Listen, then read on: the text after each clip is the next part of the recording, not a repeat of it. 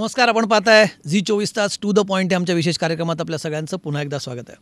थोड्याच दिवसांमध्ये विधानसभेच्या निवडणुकांच्या घोषणा होतील. राजकीय पक्षांकडनं ऑलरेडी तयाऱ्या सुरू झाल्यात, पण याच्यामध्ये आघाडी घेतली आहे.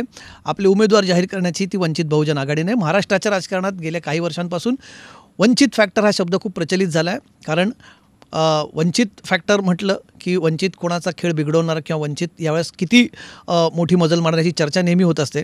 वंचित आघाडी नक्की काय करणार, बहुजन वंचित आघाडी, ह्याच्याबद्दलच फार चर्चा फिरत असते. त्यामुळे आम्ही असा विचार केला की यावेळेसच्या भागामध्ये थेट ॲडव्होकेट प्रकाश आंबेडकर यांच्याशीच चर्चा करूया. त्यांचा काय प्लॅन आहे या महत्त्वाच्या निवडणुकांचा.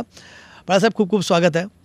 आम्ही म्हटलं की वंचित यावेळेशी निवडणूकच खरं तर खूप वेगळी असणार आहे. म्हणजे गेल्या वेळेसपेक्षा हे चित्र वेगळं यासाठी असणार असं आम्हाला वाटतं. 2019मध्ये जे पक्ष होते त्या पक्षांची 2-2 चक्र झाली आहेत. त्यांचे दोन्ही पक्ष 2 वेगवेगळ्या आघाड्यांमध्ये तिथे आहेत. जवळजवळ आम्ही अंदाज काढला तर साधारणपणे 9 ते 10 महत्त्वाचे पक्ष राज्यातले, म्हणजे 2 राष्ट्रवादी, 2 शिवसेना, भाजप, काँग्रेस असे सोडले तर इतर जे महत्त्वाचे पक्ष आहेत ज्यांचं राज्यामध्ये आपलं बलस्थान आहे, मग वंचित बहुजन आघाडी आहे, मनसे आहे किंवा समाजवादी पक्ष वगैरे असेच पक्ष, अशी 10 पक्ष रिंगणात असणार आहे. तुम्हालाही वाटतं ही निवडणूक खूप वेगळी असणार आहे यावेळेसची आणि खूप क्लोजली फाईट इलेक्शन असेल असं?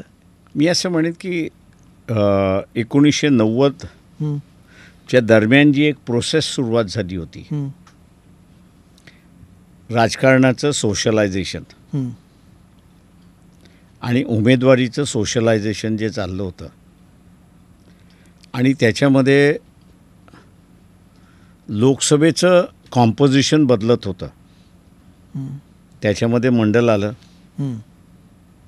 मंडल आल्यानंतर लगेच आपल्याला प्रायव्हेटायझेशन आलं. प्रायव्हेटायझेशन नंतर आपल्याला असणारं रिलिजियस मुवमेंट, हिंदू एकता हे आपल्याला दिलं. हे माझ्या अंदाजानं जे सोशलायझेशन जे चाललं होतं त्या सोशलायझेशनला थांबवण्यासाठी चाललेले सगळे प्रयोग होते. त्याचा आता अंत होतो आहे असं मी त्या ठिकाणी मानतो आहे. आणि पुन्हा सत्तेचं सोशलायझेशन आणि उमेदवारीचं सोशलायझेशन ही प्रक्रिया पुन्हा सुरुवात झाली. आणि यातून बदल हा होणार. स्वतःच्या आयडियॉलॉजीला स्टिक राहणारे जे पक्ष आहेत, म्हणजे RSS हिंदुत्वाला स्टिकअप आहे आणि त्याच्याचबरोबर वैदिकतेला स्टिकअप आहे, त्याच्यातून ब्राह्मणशाहीला स्टिकअप आहे, अशी जी एक सिस्टम त्याच्याच बाजूला काँग्रेस, NCP आणि थोड्या प्रमाणात उद्धव ठाकरे असं मी त्या ठिकाणी म्हणेन. हे दंडुलकीशाहीला जे टिकून आहेत त्या सगळ्यांचं असणारं बदलाची प्रक्रिया आता त्यांना सहन करावी लागेल, आणावी लागेल. आणि तेव्हाच कुठे ते पूर्वीसारखे मेजॉरिटीमध्ये जे राजकारण करत होते ते त्या ठिकाणी करावं लागेल. नाही तर आत्ता मी जसं बघतोय की जरांगे, उदाहरण मी देतो सरळ, Jarange is a face of Maratha समाज. दुसऱ्या बाजूला OBCला फेस नाही आहे का छगन भुजबळ बाहेर येऊन लीड करायला तयार नाही आहेत. हाके असतील किंवा प्राध्यापक वाघमारे असतील, दोघांनी असताना पॉलिटिकली भूमिका अजून घेतलेल्या नाहीत. त्या ह्याच्यामध्ये असणारा वंचित हा आता असणारा सोशो पॉलिटिकल फेस हा आता OBCचा आहे. त्याच्यामुळे आपल्याला पूर्ण डिवाईड झालेलं दिसतं आहे की एकतर तुम्ही आम्हाला घ्या, समतेच्या मार्गाने घ्या, आता आम्ही असं उपरे म्हणून यायला तयार नाही आहोत. आणि आपल्याला असं दिसतं आहे की लोकसभेच्या ह्याच्यामध्ये हा जो OBC सेक्शन जो आहे, जो आता मराठा समाजाच्या विरोधामध्ये पूर्णपणे उभा राहिलेला आहे, तो आता सेकंड फिडल खेळायला तयार नाही आहे. का तो म्हणतो तुम्ही आमचं आरक्षणच घालवत आहे आणि मला आता माझं आरक्षण वाचवायचं आहे. सो रिलिजियस हे इश्यूज हे बाजूला पडलेत आणि आरक्षण हे सेंटर स्टेजला आलेलं आहे. जातीय पोलरायझेशन म्हणू शकतो आपण त्याला, मी त्याला जातीय पोलरायझेशन म्हणणार नाही, कारण का शेवटी इंटरेस्ट पोलरायझेशन आहे असं मी त्या ठिकाणी म्हणणार आहे. बरं, याचं कारण असं आहे की मराठा समाजाचा इंटरेस्ट आहे की आपण एवढी वर्ष राज्य केली आहे ती आपले इंटरेस्ट कायम राहिला पाहिजे. आणि OBC हा जो वर्ग आहे तो आता म्हणतोय मी इतर आरक्षित वर्गाबरोबर बसून मी माझं स्वतःचं स्थान निर्माण करणार आहे. त्याच्यामुळे ह्याला आपण जातीय कलर म्हणावं असं मी त्या ठिकाणी म्हणण्याचं हे नाही आहे, पण इंटरेस्ट आहे. वन इंटरेस्ट मराठा समाज त्या ठिकाणी जपतो आहे आणि ते उद्ध्वस्त करण्यामध्ये ओबीसी पुढाकार आला अशी परिस्थिती आहे. तुम्ही जरांगेंचा उल्लेख केला, म्हणजे मला खरं मुलाखतीमध्ये नंतरच्या टप्प्यावर जायचं होतं, पण आता तो उल्लेख आला आहे म्हणून मला याच्याबद्दल जरा जास्ती सविस्तराने बोलायचं आहे. जरांगे पाटलांचा फॅक्टर लोकसभेमध्ये खूप क्रुशियल ठरला असं साधारणपणे दिसून येतं, विशेष करून मराठवाडा, पश्चिम महाराष्ट्राच्या काही भागांमध्ये. तिथे थेट सरकारमधल्या असलेल्या पक्षांना मोठा फटका पडला. जरांगे यावेळेसही ते त्यांनी कालच उपोषण खरं तर सोडलं आहे. त्यांचं म्हणणं आहे की आता निवडणुकीच्या रिंगणात उतरावं लागेल. ह्या दोन्ही गोष्टींकडे तुम्ही कसं बघतात की जरांगे फॅक्टर लोकसभेत चालला एक, आणि आगामी विधानसभेत जर ते म्हणतात की निवडणुकीच्या रिंगणात उतरायचं तर लक्षात घ्या की 77 साली एक परिस्थिती होती, इमर्जन्सीच्या विरोधातली परिस्थिती होती. बरोबर. त्यावेळी 2 ग्रुप होते, for emergency, against emergency. Against एमर्जन्सीवाले जिंकले. या निवडणुकीमध्ये सुद्धा संविधान बदला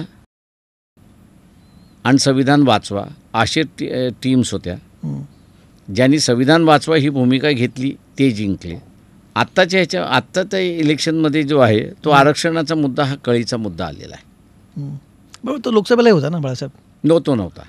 आरक्षणाचा मुद्दा तो मराठा समाजाचा होता, पण तो ओव्हरशॅडो झाला. संविधानच नसेल तर आरक्षण कुठलं? बरोबर.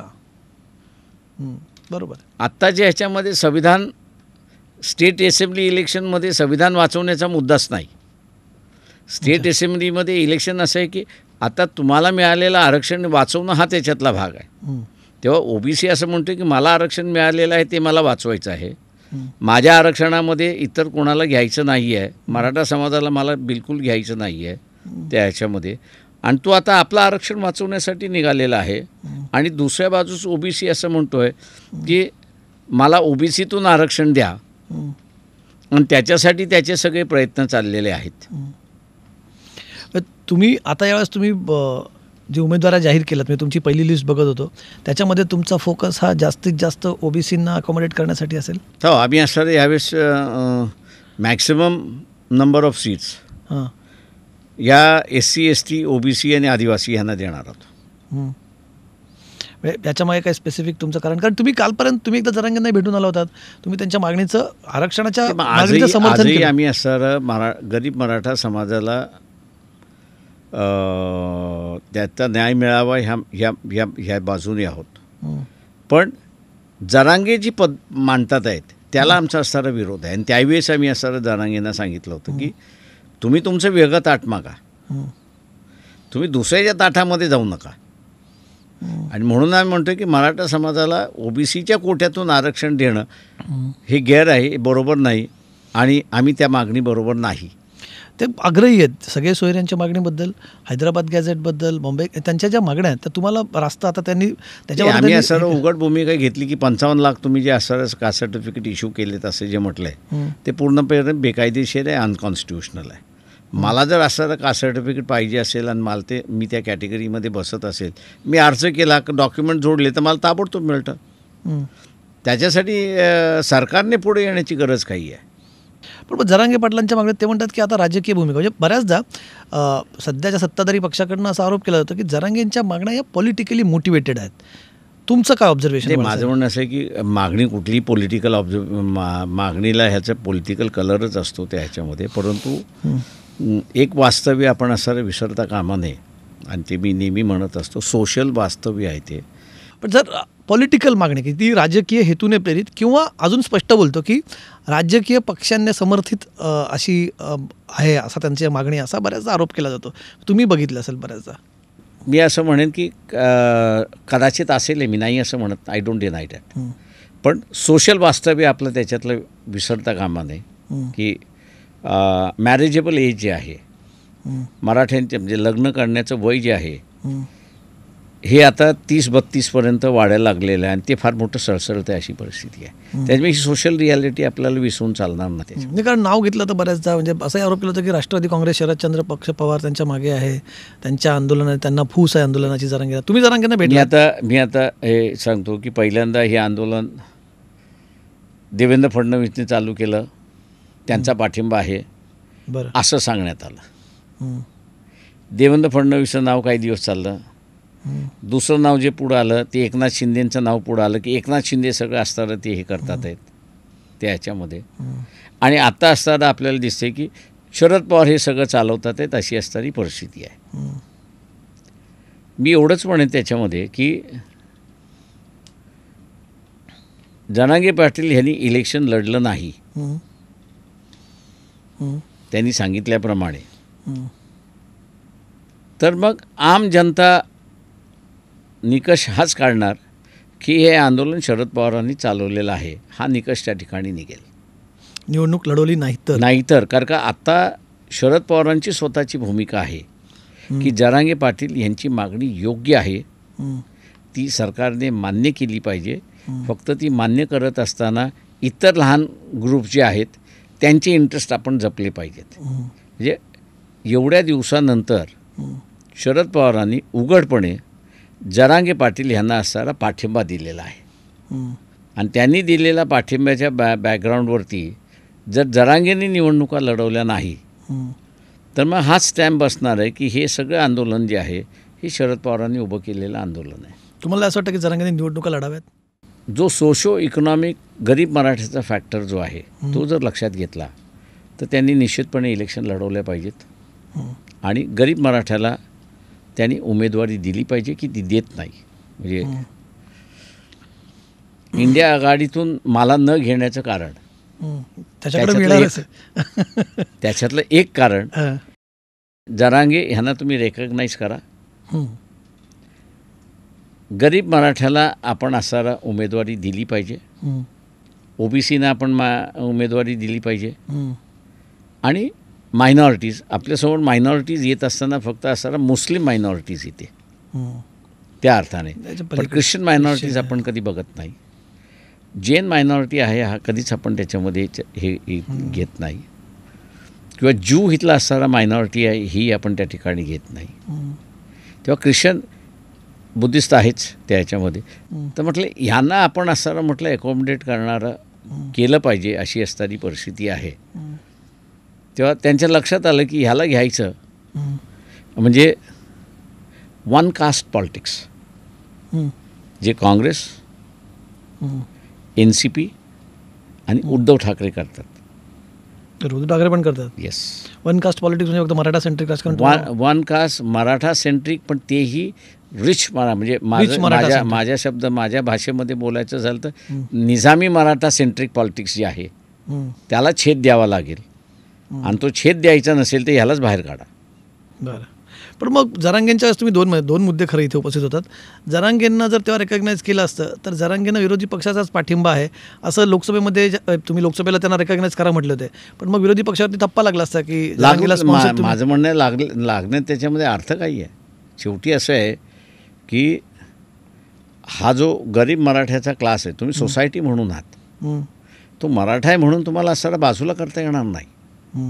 प्रश्न असा आहे त्याच्यामुळे तो समाजाचा घटक आहे.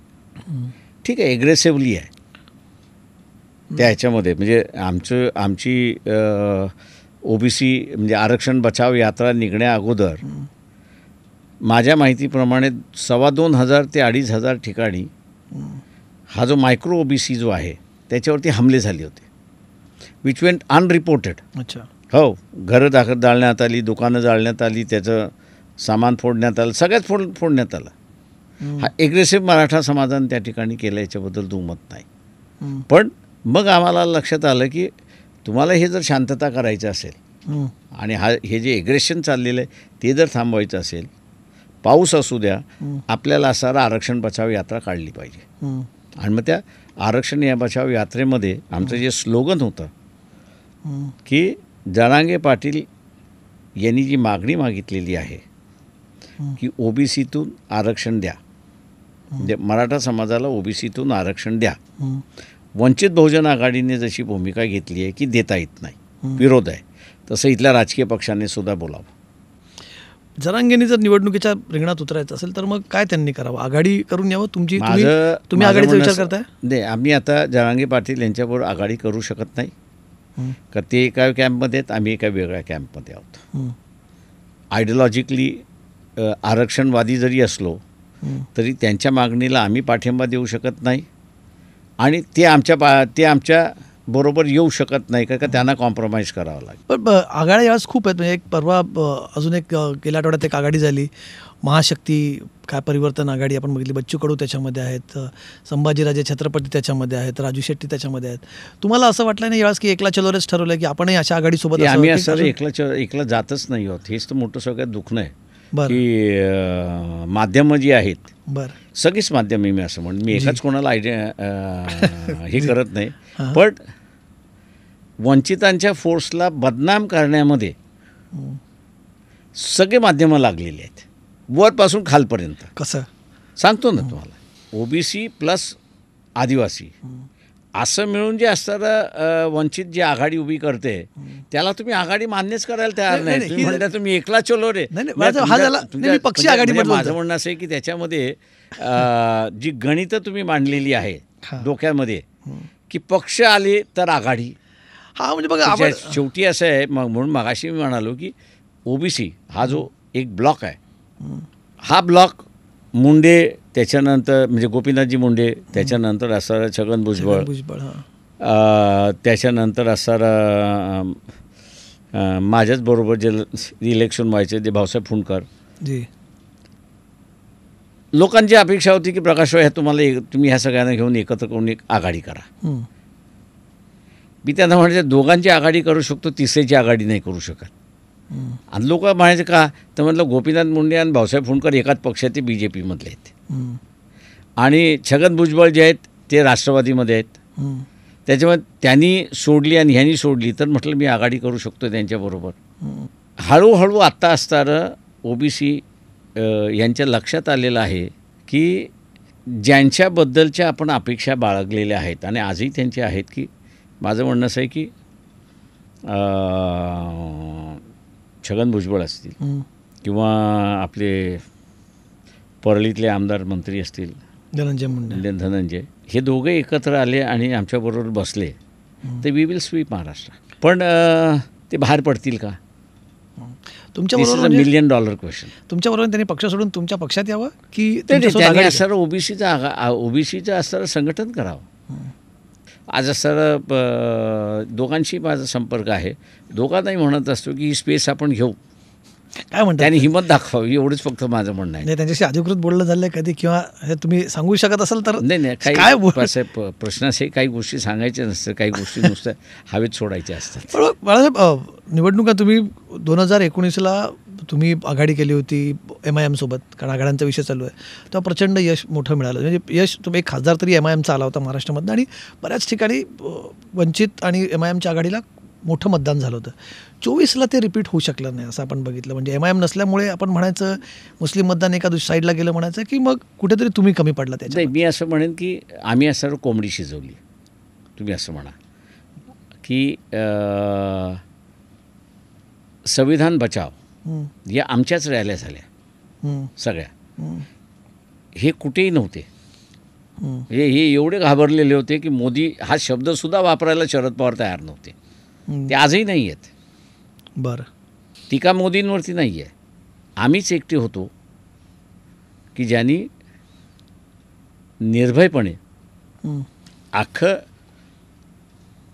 संविधानाचं हे काय करणार हे मांडण्याची असणारे त्या ठिकाणी ही केली.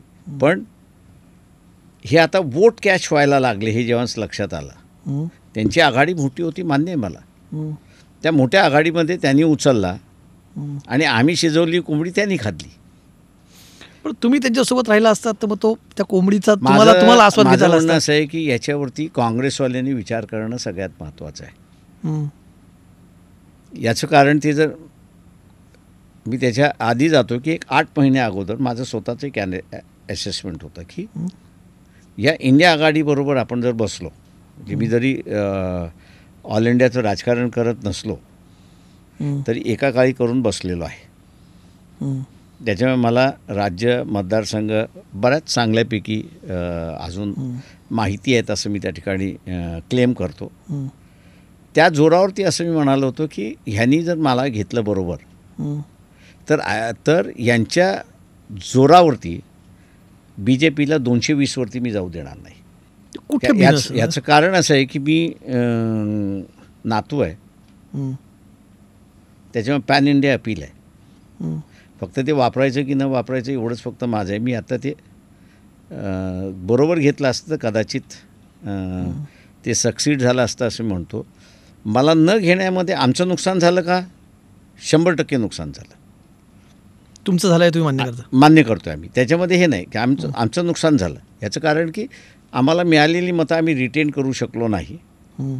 आमचा जो मतदार होता त्याला असं वाटलं की इथे मतदान देणं हे थांबू शकणार नाही, त्याच्यापेक्षा इंडिया आघाडीला द्या आणि BJPला थांबवा.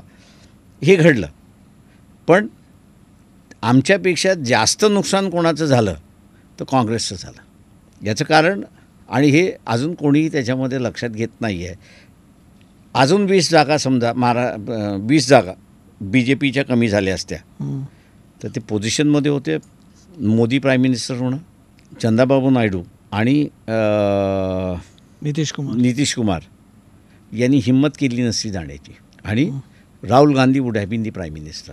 तेव्हा काँग्रेसनी आपला प्राईम मिनिस्टर वंचितला न घेता घालवला आणि स्वतःचा चान्स घालवला. 2029पर्यंत वाट बघावी लागेल. तुम्हाला असं आता आघाडी नाहीच मग कुठली, मवियासोबत पण नाही किंवा कुठेच आघाडीने तुम्ही ठरवलं? आम्ही असं ठरवलं, ज्याला कोणाला आघाडी करायची त्यांनी आमच्याकडे या. आता तुम्ही काँग्रेसबद्दल बोलात, काँग्रेसचं नुकसान झालं, पण त्याच्या आधी तुम्ही आणि उद्धव ठाकरेंनी एक आघाडी म्हणजे तुम्ही एक युती जाहीर केली होती, तेही बिनसलं. मग आता परत विधानसभेसाठी तरी किमान असे काही प्रयत्न आहेत? एक ठरवावं लागतं की वेदर वी आर मॅनेजर्स और वेदर वी आर लीडर्स. बरं. राजकारणामध्ये मी नेहमी म्हणत असतो की हे डिसिजन केल्याशिवाय राजकारण यशस्वी होत नाही. त्याच्यामुळे असं शॉर्ट टर्म गेमसाठी लाँग टर्म सॅक्रिफाईस करायची गरज नसते, आणि शॉर्ट टर्म गेमसाठी लाँग टर्म सॅक्रिफाईस केलं त्याच्यामध्ये मग नुकसान व्हायला सुरुवात होतं. जे आता आपल्याला असं दिसतं की दुर्दैव आहे, should not have mentioned it. Uddhav Thackeray एका वेळेस म्हटले की make me the face of the party, आघाडीचं. आणि दुसऱ्या बाजूला आपल्याला असं दिसतंय की ज्या ब्लंटली काँग्रेस आणि शरद पवारांनी तो रिजेक्ट केला आहे, त्याचं कारण त्यांनी शोधलं पाहिजे की हा ब्लंटनेस का आला. मग मी आता परत म्हटलं की मग आता काही स्कोप आहे उद्धव ठाकरेंसोबत तुमची चर्चा असण्याचा, किंवा तुमची ते आम्ही काय म्हणालो, तुमच्याकडनं काही ऑफर आहे का? आम्ही असं एवढंच म्हणाल, ज्याला कोणाला यायचे त्यांनी आमच्याकडे यावं. आम्ही आमचे दरवाजे बंद केलेले नाही आहेत. आम्ही जसं आदिवासींना घेऊन चाललो आहे, OBCना घेऊन चाललो आहे, त्यांना कोणाला वाटत असेल किंवा या आघाडीमध्ये आम्ही यावं, इज वेलकम. आम्ही दरवाजे नाही बंद केले. म्हणजे गेल्या वेळेस जे बिनसलं होतं उद्धव ठाकरेंच्या त्यांच्या आघाडीत जाण्यावर, आता तुम्ही परत एकदा उद्धव ठाकरेंसोबत चर्चा करायला तयार आहात? आले तर आम्ही चर्चा करणार, आम्ही कुठं नाही म्हणतोय, पण आम्ही कोणाकडे जाणार नाही. दुसरं, आता हा एक मुद्दा झाला. दुसरीकडे राज्याच्या राजकारणामध्ये निवडणुकांची तयारी आता टिपेला आलेली आहे. मुद्दे काही खूप चर्चेत आहेत. म्हणजे गेले काही दिवस लाडकी बहीण हा खूप महत्त्वाचा एक मुद्दा चर्चेत आहे. म्हणजे जसा गेला संविधान होता, तर संविधानाचा तुम्ही मगाशी उल्लेख केला, तो संविधानाचा मुद्दा यावेळेस असेल की असा लाडकी बहीणसारखा मुद्दा जास्ती प्रॉमिनंट असेल? आत्ताचा जो मुद्दा आहे तो 3 मुद्दे महत्त्वाचे आहेत असं मी त्या ठिकाणी मानतोय.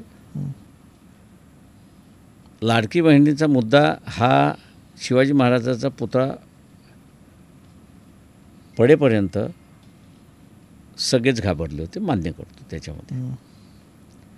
पण शिवाजी महाराजांचा पुतळा पडला, त्या इश्यूने लाडकी बहीण खाऊन टाकली. अच्छा. त्याच्यामुळे गावोगाव चर्चा अशी आहे की मेटलचा पुतळा कसा पडतो. काय गावागावामध्ये 3 पुतळे आपल्याला बसलेले दिसतात, आणि तेही कसे दगडावरती बसलेले आहेत, विटांवरती बसलेले आहेत. हवा आली, माती आली, ते जशीच्या तशीच आहेत. म्हणजे महात्मा फुलेंचं आहे, बाबासाहेबांचं आहे, बुद्धांचं आहे. हे 3 पुतळे तुम्हाला बसलेले दिसतात. ती काही फार चबुतरा बांधलेला असतो नसतो, ते एका विटावरती ठेवून माती टाकून त्याच्यावरती ते वाऱ्यांनी पडले नाहीत. गावात चर्चा आहे की आपला मातीचा पुतळा पडला नाही, लोखंडाचा पुतळा पडला, हे काही आहे. दुसरं मी जसं म्हणालो तसं एम्प्लॉयमेंट, आणि एम्प्लॉयमेंटचं ह्यांच्या कोणाकडे प्लॅन नाही अशी असणारी परिस्थिती आहे. ते आम्ही आता लवकरच लोकांसमोर तुम्ही एम्प्लॉयमेंट कसं जनरेट करू शकता याचा आम्ही असा एक प्लॅन मांडतो आहोत. सरकारचा दावा आहे की खूप मोठ्या प्रमाणात एम्प्लॉयमेंट जनरेशन झालं आहे, मोठ्या प्रमाणात उद्योग आले आहेत, FDI आले. त्यांनी असं सांगावं ना त्याच्यामध्ये की आत्ताची प्रेझेंट सिच्युएशन जी आहे अनऑफिशियली शासन जे म्हणतं आहे की सरकारी आणि निम सरकारी असं जर धरलं तर एकंदरीत 14 लाख एम्प्लॉयमेंट आहेत. तुम्ही त्याच्यामध्ये किती भर केली ह्याची आकडेवारी द्या ना. आणि दुसरं प्रायव्हेट सेक्टरमधलं एम्प्लॉयमेंट किती वाढवलेलं आहे ते तुम्ही असताना सांगा. आणि IT सेक्टरमध्ये वाढले की कमी झाले याचा तुम्ही खुलासा करा. बरोबर. तुम्ही म्हणता की हे मुद्दे म्हणतात, एम्प्लॉयमेंटचा मुद्दा तुम्ही म्हणतायत, एम्प्लॉयमेंटचा आहे. दुसरा मुद्दा जो आहे त्याच्यामध्ये तो म्हणजे हमी भावाचा मुद्दा. त्या संदर्भातला कायदा होणार आहे का. आणि जो कोणी हमी भावामध्ये घेणार नाही त्याला तुम्ही हमी भावामध्ये घेतलं पाहिजे याच्यासाठी फोर्स कसं करणार. पण मग गेल्या वेळेसारखं संविधान बचावाचा मुद्दा यावेळेस प्रभावी नसेल. यावेळेस संविधान वाचलं लोकांचं म्हणणं आहे. म्हणजे मुसलमानांचं म्हणणं असं आहे की संविधान आम्ही वाचवलेलं आहे, आता काही कोणी बदलू शकत नाही. 100 वर्ष कोणी आता संविधान बदलतो असं भाषाही करणार नाही. त्याच्यामुळे आपण बघत असाल की मुस्लिम मासमध्ये एक चर्चा सुरुवात झालेली आहे कि हमने आपको सत्ता में बिठाया, हमने आपको इज्जत दी, इतने सारी जीत के लिए आए, अब हमारी भागीदारी और हिस्सेदारी की बात करो. मला जी कळलेलं आहे त्या प्रमाणात इंडिया आघाडी किंवा इथली महाविकास आघाडी, काँग्रेस, NCP आणि उद्धव ठाकरे यांची जी आहे त्याला 44 मतदारसंघातली लिस्ट देण्यात आलेली आहे की या 44 मतदारसंघामध्ये मुस्लिम उमेदवार पाहिजेत. बरं, मग आता बघायचं आहे त्या लिस्टचं काय होते. तुम्ही म्हणतात मग ज्यावेळेस आरक्षणाचा मुद्दा जास्त क्रुशियल राहील असं तुम्ही मगाशी बोलताना म्हणालात. काँग्रेसचे नेते राहुल गांधी यांचं एक स्टेटमेंट आलं मधल्या काळामध्ये, परदेशात जाऊन त्यांनी जे स्टेटमेंट त्याच्यावरनं प्रचंड वाद बघायला मिळालं. तुमच्या पक्षाने त्याच्यावरती आंदोलन केलं. म्हणजे सगळ्यात पहिले राहुल गांधींच्या स्टेटमेंटमध्ये त्यांचं म्हणणं आहे, काहींचं म्हणणं आहे की ते म्हणत असताना की जेव्हा समाजात एक प्रकारची समानता येईल तेव्हा आरक्षण रद्द करू असा त्यांचा अर्थ होता. पण त्याचा एक नरेटिव्ह तयार करून त्याच्यावरती राहुल गांधी आरक्षण रद्द करायचं असंच म्हणतात, असाही दोन्ही बाजूने आरोप झाला. परदेशात गेल्यानंतर त्यांचं जे वक्तव्य होतं ते आणि त्यांच्या पक्षाची कृती भारतामध्ये ही दुतोंडी सापासारखी आहे. बरं. सुप्रीम कोर्टाने निर्णय दिला की वर्गीकरणाचा आणि क्रीमी लेअरचा. मी असं म्हणेन हा सुप्रीम कोर्टाचा निर्णय अत्यंत दुर्दैवी निर्णय आहे. याचं कारण की त्यांच्याकडे कुठलाही डेटा नाही. या जजमेंटचं स्वागत कोणी केलं. BJPने पेढे वाटून केले, मातंग समाजाने पहिल्यांदा पेढे वाटून केले आणि त्याच्यानंतर पेढे वाटले कोणी तर काँग्रेस पार्टीने वाटले. आणि त्यांचे असणारे 2 मुख्यमंत्री कर्नाटक आणि तेलंगणा यांनी स्टेटमेंट्स केले की आम्ही असणारं त्याला लागू करू. म्हणजे परदेशी भूमीवरती गेल्यानंतर परिस्थिती निर्माण झाल्यानंतर आम्ही असणारं रद्द करू. तेव्हा तुम्ही भारतीय जनतेशी बोलत नाही आहात. इंटरनॅशनली जे ह्युमॅनिस्ट आहेत त्यांना तुम्ही असं त्यांच्याशी तुम्ही बोलताय. पण भारतामध्ये आरक्षण रद्द कसं होईल याचे सगळे तुमचे खेळ सुरुवात झाले ना काँग्रेसचे. म्हणजे काँग्रेसच्या राज्यामध्ये काँग्रेसने सुरुवात केली, BJPने BJPच्या राज्यामध्ये सुरुवात केली. आता असताना फक्त एवढंच बघायचं आहे की जे नॉन काँग्रेस आणि नॉन BJP राज्य जे आहेत ते तो खेळ सुरुवात करता येत का बघायचं आहे. म्हणजे त्यांची भूमिका थोडक्यात आरक्षण बचावण्याची नसून आरक्षण हटवण्याची आहे काँग्रेसची, असं तुम्ही म्हणतात. पूर्णपणे. बरं. राहुल गांधींच्या स्टेटमेंटचा तुमच्या पक्षाने सगळीकडे विरोध केला. पण आणखी एक गोष्ट मधल्या काळात झाली, काही कार्यकर्त्यांच्या घरी, इंटेलेक्च्युअलच्या घरासमोरही तुम्ही प्रोटेस्ट केला, ज्याच्याबद्दल खूप शार्प रिॲक्शन आली की वंचितने करायला हवं होतं का आंदोलन. काही लोक तर घटनेला मानणारी त्याच्यामधले संविधानाच्यासाठी ॲक्टिव्हिस्ट आहेत, त्यांच्या घरासमोर आंदोलनं झाली, त्यांना ट्रोल करण्यात आलं. असे ही जी आंदोलनं झाली ही युवा आघाडीमार्फत झाली. ती झाली त्याचं मी समर्थनच करतो आहे. बरं. पूर्णपणे विथ फुल स्ट्रेंथ. याचं कारण असं आहे की हे जर आरक्षण नसतं तर तुम्ही आज कुठे दिसला नसतात. रावसाहेब कसबे दिसले नसते, कुठल्या तरी शेतावरती असते.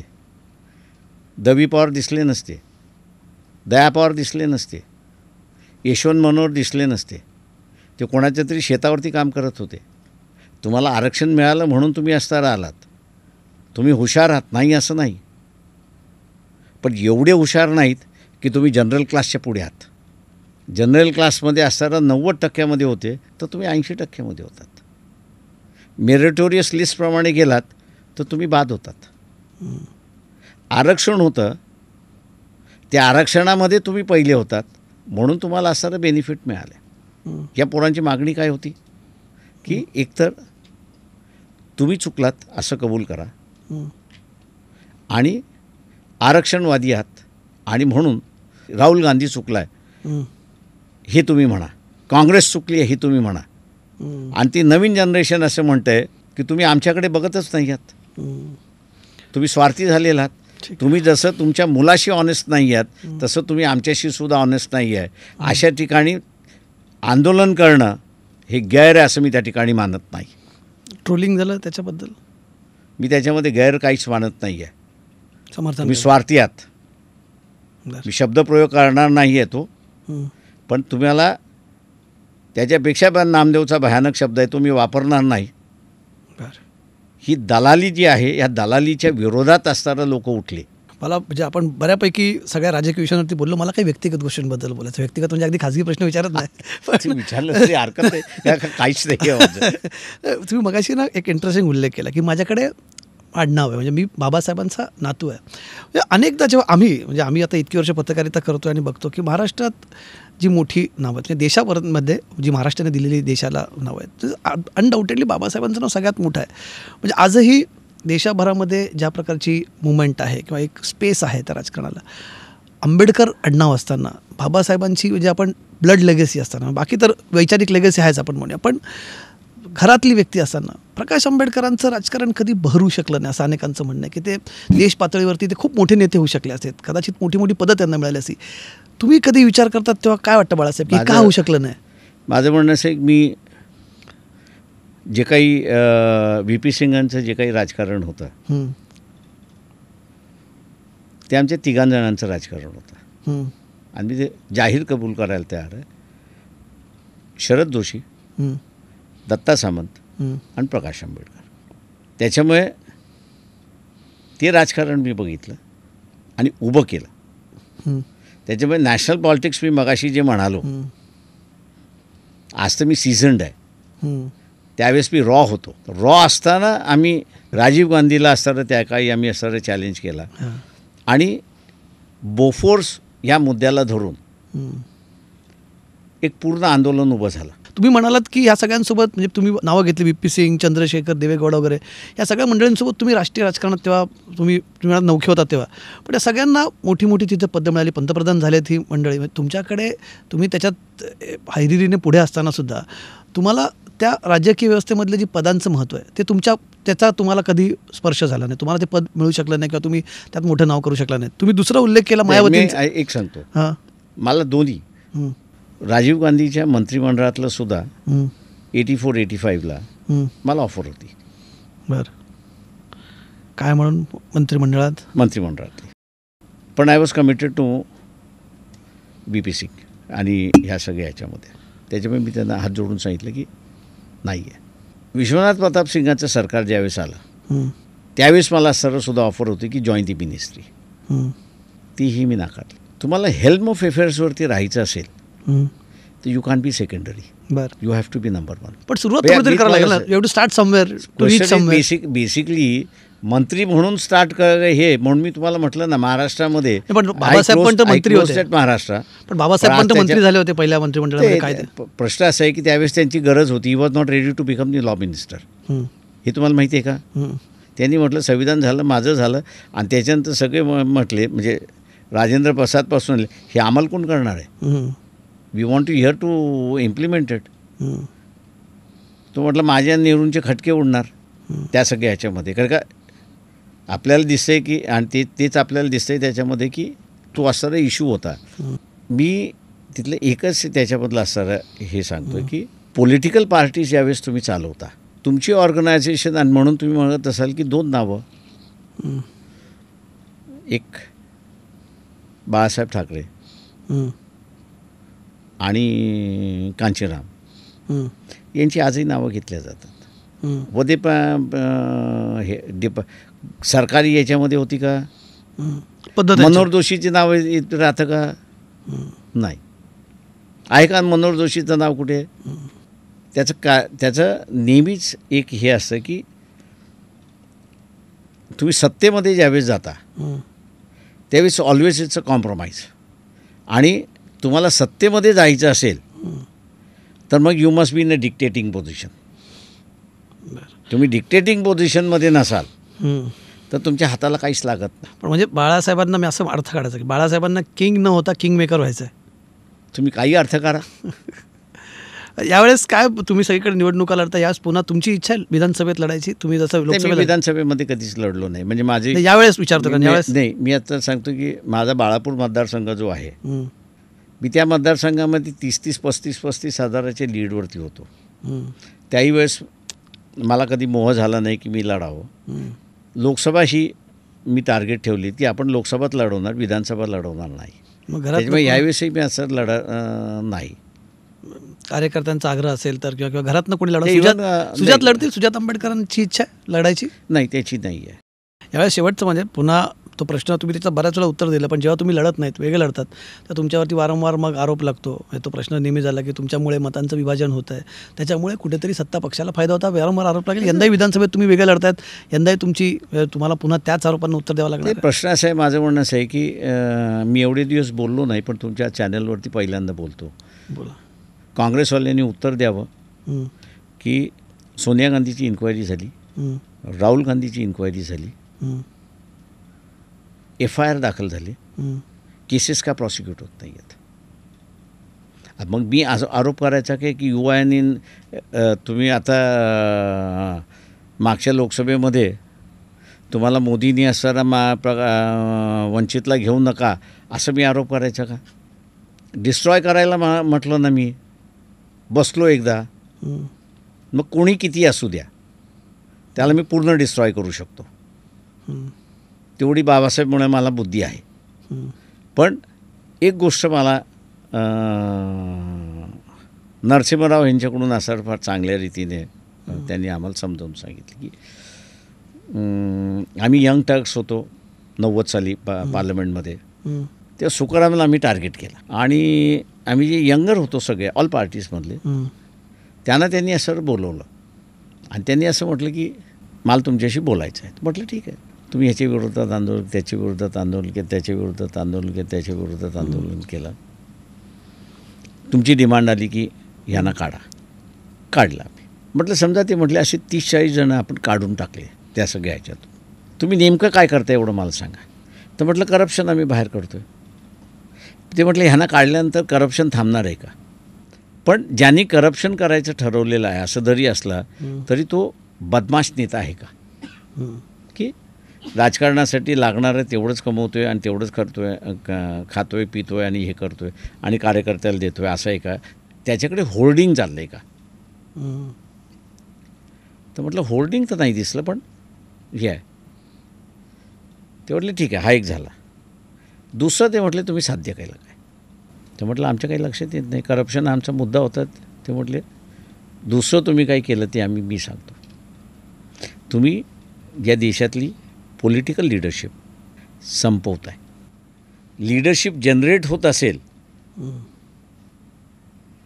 तर तुम्ही एकेकाला बाहेर घालवणं हे सोपं आहे, पण जनरेशनमध्ये लीडरशिपच निर्माण होणार नसेल तर you are creating a vacuum. पण मग हे करप्शनचं जस्टिफिकेशन नाही का त्याला? हे ते म्हटले ते असं म्हटले की करप्शनचं जस्टिफिकेशन नाही. तुम्हाला at a spur of moment त्या परिस्थितीमध्ये तुम्हाला डिफाईन करायला लागतं what is your priority. Is corruption your priority और is developing political leadership is your priority? तुमची काय? तुम्ही त्यात मी जसं म्हणालो मागाशी की मला जर संपवायचं असेल तर मला एवढ्या गोष्टी माहिती आहेत की मी त्या संपवू शकतो. पण ते जर बाहेर काढलं तर मी लिडरशिपच संपवतो आहे.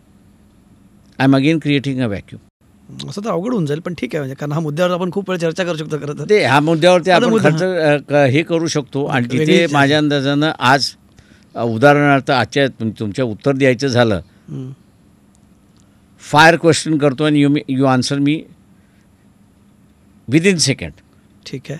नॅशनल लेवलवरती तुमचा पॉलिटिकल लीडर कोण? माझा पत्रकारून आम्हाला भूमिका नसते ना तुम्ही you don't have a leader नाव. बरं. And this is your escapism. No no काय बाळासाहेब पत्रकारून आम्हाला काय- याचं कारण सांगतो हां. की हा प्रश्न हां. मी तसं तुम्हाला विचारला आहे, हां. मी अनेक जणांना विचारलं आहे की एक नेता असा दाखवा की ज्याच्यावरती तुमचा विश्वास आहे, 1 मिनिटात सांगा. हम्म. यू डोंट हॅव तुमच्या डोक्यामध्ये कधी ते व्यक्तिगत- नावच नाही तुम्हाला खाजगीत मी याचं उत्तर देऊ शकेन, मला वाटतं, पण मी पत्रकारून मी प्लॅटफॉर्मवरती देऊ शकत नाही बाळासाहेब. मी हे म्हणून म्हटलं ना की आणि आता जर मला- मला जर द्यायचं ना- हे एस्केपिझम आहे. नाही, एसके पी मला तुम्ही जर मला जर त्याचं उत्तर हे द्यायचं ना SK शो, मी सांगेल बाळासाहेब आंबेडकरांचं नाव सांगेल. चला तुम्ही तुम्हाला सांग- हे एस्केपिझम आहे त्याच्यामध्ये. आणि दिस इज दी हॉलोनेस. जे पंतप्रधान नरेंद्र मोदी ठीक आहेत पंतप्रधान, 50% of the people don't believe him. माझं म्हणणं असं आहे की या देशामधला जो लास्ट स्टेट्समॅन होऊन गेला आणि दॅट वॉज अटल बिहारी वाजपेयी, त्याच्यानंतर दुसरा स्टेट्समन अजून निर्माण झालेला नाही. बरं, आता जाता जाता बाळासाहेब सगळ्या विषयात चर्चा झाली. आगामी निवडणूक आहेत, तुमचं काय आकलन आहे, काय होईल? कारण खूप विचित्र अशी वेगळी परिस्थिती, सुरुवातीला म्हटलं होतं वेगळी परिस्थिती आहे. तुम्हाला काय वाटतं काय होईल? एक पक्ष सत्तेत, परत सत्ताधारी पक्ष परत सत्तेत याची चिन्ह, असं त्यांचं म्हणणं की लाडकी बहीण किंवा अशा अनेक योजना ज्याच्यावर त्यांना वाटतं की डेव्हलपमेंटवरती आम्ही will be able to come back to power. दुसरीकडे विरोधी पक्षाचं म्हणणं की लोकसभेत आमचं परफॉर्मन्स खूप स्ट्रॉंग राहिलेलं आहे, त्या बळावरती राज्यात सत्तांतर होईल. तुमचं काय रिडिंग आहे? 2 गोष्टी माझ्या अंदाजानं लक्षात घेतल्या पाहिजे. एक म्हणजे हा जो संविधानवादी वर्ग आहे त्याची जी मानसिकता झालेली आहे की संविधान आता वाचलेलं आहे आणि 100 वर्ष भारतीय जनता पक्ष संविधान बदलण्याची भाषाही बोलणार नाही. पदोपदी पावलोपावली संविधान डोक्याला लावून घेतील आणि धिस इज आवर बायबल असं म्हणायला सुरुवात होती, हे गीता आहे असं म्हणायला सुरुवात करतील. त्याच्यामुळे तो इश्यू संपलेला आहे. त्याच्यामुळे त्या इंटेन्सिटीने त्या जे मतदान झालं होतं ती इंटेन्सिटी आत्ता राहील असं मी त्या ठिकाणी मानत नाही. एक भाग. दुसरा भाग, त्याच्यामध्ये ज्या तऱ्हेनं मुस्लिमांचं प्रॉसिक्युशन झालं होतं ते आता थोडंसं रिलीफ आलेलं आपल्याला सगळ्यांना त्या ठिकाणी दिसतंय. त्याच्यामुळे तीही इंटेन्सिटी असणारं कमी असं त्या ठिकाणी मी मानतो आहे. दुसऱ्या बाजूस जरांगे पाटील यांची मागणी ओबीसी विरोध करतो आहे आणि मराठा समाज मागतो आहे. या दोघांमधलं मतदान किती वाढणार याच्यावरती असताना अवलंबून राहील असं मी त्या ठिकाणी मानतो आहे. आणि म्हणून एक पार्टी कुठली सत्तेमध्ये येईल असं मला वाटत नाही आहे किंवा एक आघाडी सत्तेमध्ये येईल असं मला वाटत नाही आहे. पण तुम्हाला की फ्रॅक्चर्ड मॅन्डेट असेल कोणाचं? इट्स ॲब्सोल्यूट फ्रॅक्चर्ड मॅन्डेट आहे. मग याच्यामध्ये काय रिअलाइनमेंट दिसेल पॉलिटिकल, जसं 2019 अचानक निवडणुकांनंतर आफ्टर इलेक्शन प्रचंड रिअलाइनमेंट आहे. 8, 9, 10, 11, 12 या या महिन्याच्या बरीच मोठी उलतापालत होईल अशी परिस्थिती आहे. आता ऑक्टोबरमध्ये 8, 9, 10, 11, 12पर्यंत प्रचंड मोठी उलाढाल होईल अशी परिस्थिती आहे. तुम्ही दरवेळेस ना बाळासाहेब इंटरव्ह्यूमध्ये असं काहीतरी एक हिंट देतात आणि नंतर त्याच्याबद्दल पूर्णपणे सांगत नाही. आम्हाला आता थोडीशी जास्त हिंट द्या. 8, 9, 10, 11, 12मध्ये काय होणार? Let it come as a surprise. महाराष्ट्रात असं मोठं सरप्राईज होणार आहे. पण काय सरप्राईज आहे? सरप्राईज म्हणायचं, भूकंप म्हणायचं, सुनामी काय असेल? नाही, सरप्राईज असं म्हणूया आपण. त्याच्या भूकंप वगैरे बरं, सरप्राईज आहे. तुम्ही काय सांगत त्यात तुमचा, आता तुम्ही असाल त्याच्यामध्ये की त्या भूकंपाचा भाग किंवा त्या सरप्राईजचा भाग तुम्ही एक असणार आहात? दिल बी मेनी होईल बी. आम्ही भूकंपाचा भाग राहणार नाही किंवा सरप्राईजचा भाग राहणार नाही. पॉलिटिकल पार्टी ज्या आहेत त्या भूकंप आणि सरप्राईजचा भाग राहतील. बरं, सत्तेतल्या पक्षांमधला काहीतरी हिंट? बिगर सत्तेच्या पक्षामधला सुद्धा, सत्तेतल्या पक्षामधला आणि बिगर सत्तेच्या पक्षामधला सुद्धा. म्हणजे तुम्ही आधी मगाशी आपण म्हणालो की निवडणुकांनंतर बऱ्याच गोष्टी घडणार, पण निवडणुकांच्या आधी सुद्धा घडणार आहेत, निवडणुकीच्या नंतरही घडणार आहेत. चला, आणि याच्यामध्ये बाळासाहेबांची भूमिका काय असणार आहे? मी जसं म्हणालो की दंगल होऊ न देणं हा जसा आमचा उद्देश होता आरक्षणच्या संदर्भातली भूमिका, तेव्हा आम्ही इथे असणार पीस कीपिंग राहू असं म्हणा. बरं, ठीक आहे. आता तुमच्या कार्यक्रमाच्या शेवटी जाता तर तुम्ही एक मोठी आम्हाला जी गोष्ट सांगितली आहे त्याच्यावर आता आम्हाला जास्त लक्ष ठेवायला ठेवा लागलं पण बाळासाहेब खूप खूप धन्यवाद. आपण खूप गप्पा मारल्या आज अगदी तुमच्या राजकीय कारकिर्दीपासून ते महाराष्ट्रातल्या राजकीय परिस्थितीबद्दल खूप चांगली चर्चा आपल्यामध्ये झाली. असेच वारंवार आम्हाला भेटत राहा, अशी चर्चा आपण करत राहू आणि निवडणुकांच्या काळामध्ये आपल्याला पुन्हा एकदा भेटायचं आहे. निवडणुकांची चर्चा आपण तेव्हा करणार आहोत. आज तुम्ही टू द पॉईंटमध्ये आलात बाळासाहेब, खूप खूप धन्यवाद. धन्यवाद आपल्याला.